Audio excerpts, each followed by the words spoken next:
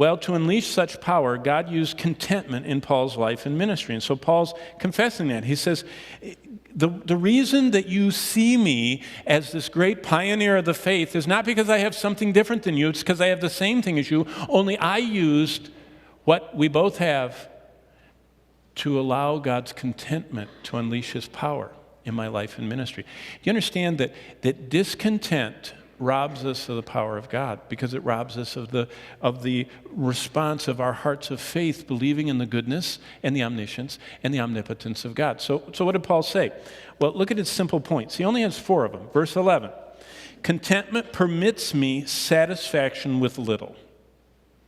Contentment permits me to be satisfied when I have little. What do you mean by that? Well, look at verse 11. I don't speak in regard to need. Well, where are you speaking from, Paul? Well, do you know what this is called? This is one of the 4 prison epistles. Paul is a prisoner. He has some type of shackles on his hands and on his feet. He is between Roman legionnaires. They're guarding him. He's awaiting trial. He is in prison. He is in a very difficult time in his life, not knowing what's going to happen. He's awaiting trial before the emperor. Look at that. Not that I speak in regard to need.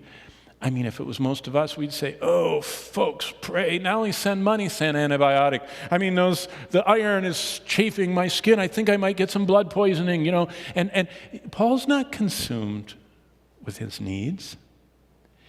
Contentment permits me satisfaction with little. That's what Paul tells us. He says, right now I don't have anything but the clothes on my back. I'm a prisoner.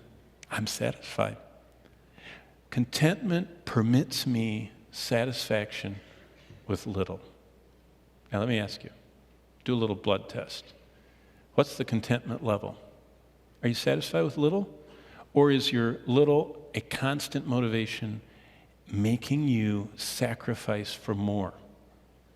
If it's in material things, that's wrong. If it's in spiritual things, then you're right with Paul. He says, I press on. I want to know you more. I want to know more of Christ. I can't get enough of Christ. I have all of him. I want to know more of what I have. That discontentment of longing to have more of Christ is one thing, not for more material things. That is a discontentment that he's saying is sapping your power. Look at verse 12. Here's the second one. Contentment provides me independence from my circumstances. Look at verse 12. I know how to be abased. I am right now, by the way. I know how to abound, and I can remember those times. Everywhere and in all things, whether I'm in prison or in the palace, I've learned both to be full and to be hungry, both to abound and to suffer need. Paul said, contentment provides me independence from my circumstance.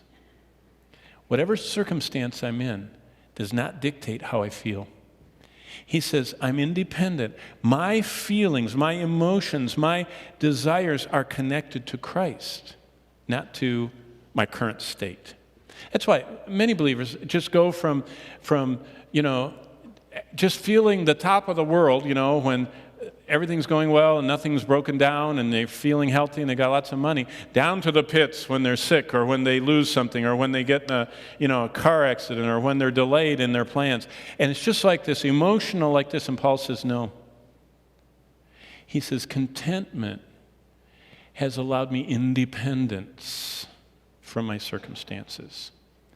And that's a great lesson to learn.